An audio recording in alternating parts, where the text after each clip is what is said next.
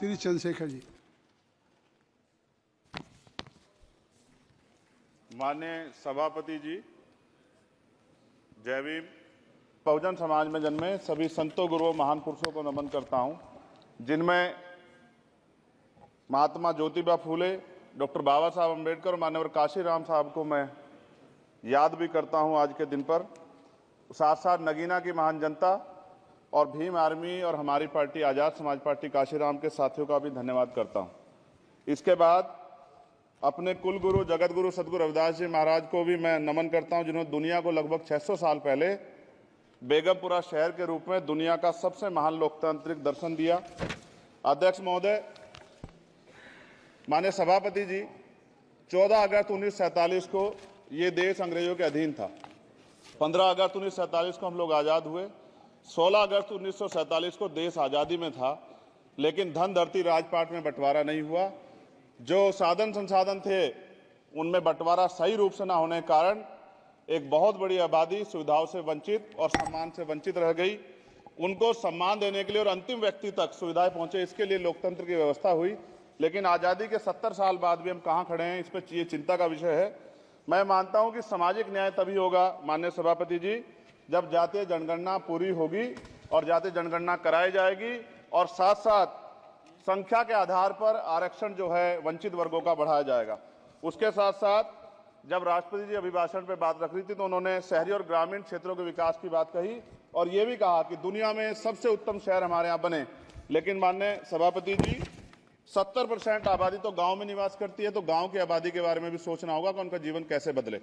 माननीय सभापति जी, उच्च शैक्षणिक संस्थानों में बहुजन समाज के जो छात्र हैं उनके साथ कास्ट एट्रोसिटी हो रही है, निरंतर उनकी हत्या हो रही है। साथ साथ जो सरकारी कर्मचारी हैं दफ्तरों में, उनके साथ भी जो SC ST OBC और मुस्लिम और अन्य धार्मिक अल्पसंख्यक उनके साथ भी माननीय सभापति जी जातिगत और धार्मिक जो है शोषण किया जा रहा है। इसलिए मेरी मांग भी है कि पुरानी पेंशन को भी अध्यक्ष जी बहाल किया जाए। जो कर्मचारी देश की सेवा में लगे हैं उनका भी सम्मान होना चाहिए। साथ साथ सभापति जी, भाजपा ने चुनावी लाभ के लिए सबका साथ सबका विकास के नारे दिए जो खोखले हैं, क्योंकि 10 साल में दलित, पिछड़े, आदिवासी, मुस्लिम और अन्य धार्मिक अल्पसंख्यक जो अत्याचार हुए हैं वो किससे छिपे हुए नहीं हैं। ये गलत है, ये बंद होना चाहिए। सभापति महोदय जी, महामहिम राष्ट्रपति जी के अभिभाषण में निजी क्षेत्रों में SC ST OBC को रिजर्वेशन देने का कोई उल्लेख नहीं हुआ है, जो कि आज चर्चा का विषय, क्योंकि 98% प्राइवेट सेक्टर है, 2% सरकारी सेक्टर है, तो 98% प्राइवेट सेक्टर में भी हमारी हिस्सेदारी की बात होनी चाहिए। माननीय सभापति जी, आशा कार्यकर्ताओं, आंगनबाड़ी वर्करों, भोजन माताओं के वेतन वृद्धि पे भी कोई उल्लेख नहीं हुआ है, वो भी अभी नंगे, उन पर भी सोचना पड़ेगा। माननीय सभापति जी, जिस क्षेत्र से मैं चुन के आऊं नगीना से, वो बहुत पिछड़ा क्षेत्र है। उस क्षेत्र में कोई विशेष आर्थिक पैकेज नहीं दिया गया, रोजगार की सेवाएं नहीं है, नौजवान पलायन करता है। IIT, IIM, एम्स, केंद्रीय विद्यालय आदि शिक्षा में और चिकित्सा संस्थानों की स्थापना होनी चाहिए, जो कि नहीं है। और माननीय सभापति जी, मानसून सत्र आ गया है, मेरा क्षेत्र बाढ़ से बहुत प्रभावित है, इसलिए मैं आपसे आग्रह करूंगा कि वहां के लोगों को बाढ़ से निजात दिलाई जाए। माननीय सभापति जी, चीन हमें आंख दिखा रहा है और लगातार हमारे देश की सीमाओं में घुसपैठ कर रहा है, इसलिए अग्निवीर योजना को हटाकर पुनः सेना भर्ती शुरू की जाए और साथ साथ भारत की सबसे प्राचीन व बहादुर रेजिमेंट में से एक चमार रेजिमेंट को पुनः बहाल करा जाए, ऐसा भी मेरा आपसे आग्रह है। माननीय सभापति जी, पिछले सारे प्रधानमंत्रियों ने मिलकर जितना कर्ज लिया है उससे दुगना कर्ज हमारे वर्तमान के प्रधानमंत्री जी ने लिया है। किसान अगर अपना कर्ज माफ कराने के लिए जाता है तो लाठी झेलनी पड़ती है, जबकि सरकार ने धन्ना सेठों का 15 लाख करोड़ रुपया माफ किया है। इस ओर हमें ध्यान देना पड़ेगा, हमारी आने वाली पीढ़ियों को ये कर्ज चुकाना पड़ेगा। माननीय सभापति महोदय जी, किसानों को MSP की लीगल गारंटी तथा किसानों का कर्ज माफ होना चाहिए। साथ साथ 2 अप्रैल 2018 को SC ST के बच्चों पे बहुत बड़े पैमाने पे मुकदमे लगे थे, वो हमारी लड़ाई सही थी, ये सुप्रीम कोर्ट ने माना और बाद में सरकार ने माना, वो मुकदमे तुरंत वापस होने चाहिए। माननीय सभापति जी, प्रेस जो है उस पर भी शिकंजा कसा जा रहा है। जो पत्रकार सरकार के खिलाफ बोलता है नौकरी से हाथ धोना पड़ता है, और सोशल मीडिया हमारा हथियार है, उस पर तरह तरह के प्रतिबंध लगाए जा रहे हैं और विरोध करने वालों को सोशल मीडिया हैंडल भी सस्पेंड करा दिए जा रहे हैं।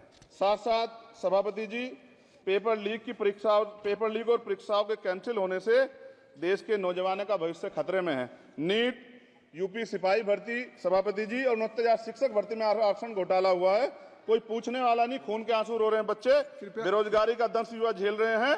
इसलिए मेरा आग्रह है कि युवाओं के लिए कृपया समाप्त करें चंद्रशेखर। माननीय सभापति जी, मैं पहली बार बोल रहा हूं, आप कहेंगे मैं बैठ जाऊंगा, मैं आपकी बात, मैं संवैधानिक मर्यादा का पालन करूंगा, मगर हम तो माननीय सभापति जी सुन ही रहे हैं। आप बोलिए, 1 मिनट। धन्यवाद, धन्यवाद। 1 मिनट और बोलिए। अध्यक्ष सभापति जी, नारी सम्मान की बात करने वाली सरकार, हमने मणिपुर देखा सर, हमने पहलवान बेटियों का हर्ष देखा सर, और हमने सर हाथरस की बेटी का हर्ष देखा सर, और हाथरस के परिवार को जो वादा किया था सरकार ने वो भी पूरा नहीं किया।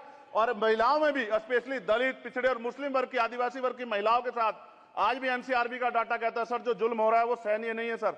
साथ साथ कोविड में तैरती, हमने कोविड में बहुत सुना सर, कोविड में तैरती लाशें भी गंगा में हमने देखी है सर, और मजदूरों का हाल भी हमने देखा है। सभापति जी, बस सब समाप्त कर रहा हूं। नोटबंदी पे छोटे मजले उद्योग की जो कमर टूटी वो भी हमने देखी है। सभापति जी, शैक्षणिक संस्थानों, विश्वविद्यालयों में, चिकित्सा संस्थानों में ओबीसी एसटी के योग्य अभ्यर्थी को एनएफएस करके जिस तरह निकाला जा रहा है, लेटरल एंट्री करके जिस तरह हमारे रास्ते बंद किए जा रहे, ये भी हम देख रहे हैं सभापति जी। साथ साथ मेरा ये कहना है सर, ये सबका इशू है कि प्राइवेट कर्मचारी सर और सरकारी भी कई जगह पे 8 से ज्यादा घंटों से काम करते हैं, और उनको जो सर उचित वेतन भी नहीं मिलता, तो न्यूनतम वेतन 20,000 रुपए तय हो और 24 घंटे की ड्यूटी। उदाहरण के तौर पे यूपी पुलिस सर बहुत पूरा काम करते हैं वो लोग, वो राज्य के विषय हैं। आप सर मैं आपके राज्य सरकार के लिए भी आपके संज्ञान में डाल रहा हूँ विषय सर, पुलिस सब जगह है सर, लेकिन सवाल ये है सर, बहुत पसीना बातें हैं, 8 घंटे की ड्यूटी और वेतन विसंगति, बॉर्डर स्कीम से उनको जो है बाहर